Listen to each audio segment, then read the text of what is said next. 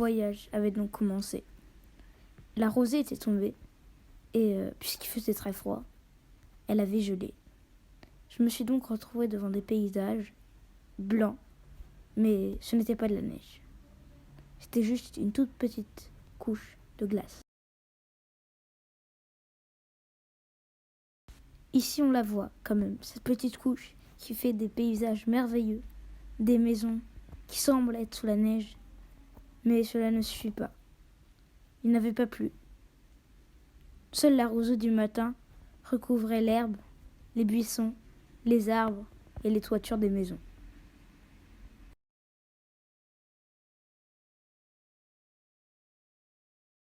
Je suis ensuite arrivée aux endroits où on voyait les Alpes, les hauts pics où la neige s'entassait, une neige blanche qu'on voyait de loin, d'énormes pics, d'énormes masses de neige, mais rien sur les voies, rien, mais pas encore. Car au fur et à mesure que j'avançais, lentement, on voyait la neige. Et là, j'ai eu la chance de descendre du train. Pendant quelques minutes, j'ai touché un petit reste de neige. J'ai pris quelques photos. Il n'y avait pas beaucoup de neige car ils avaient distribué du sel pour la faire fondre. Mais j'ai pu la toucher.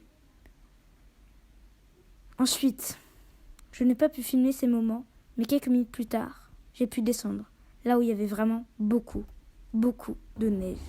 Là, j'ai pu en toucher. C'était magnifique. Une large couche de neige de quelques centimètres. Aïe aïe aïe.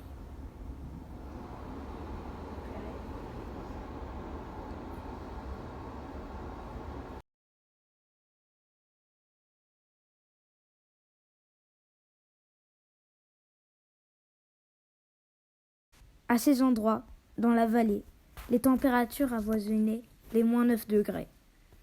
J'ai encore eu droit à quelques derniers pics, la dernière neige, et ensuite, après être descendu dans la vallée, plus rien.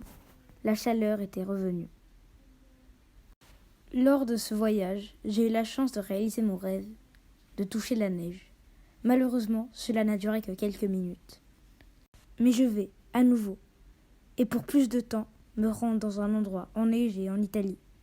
Peut-être, peut-être pas. N'hésitez pas de me suivre en vous abonnant, en likant, en commentant, en activant la cloche. Merci.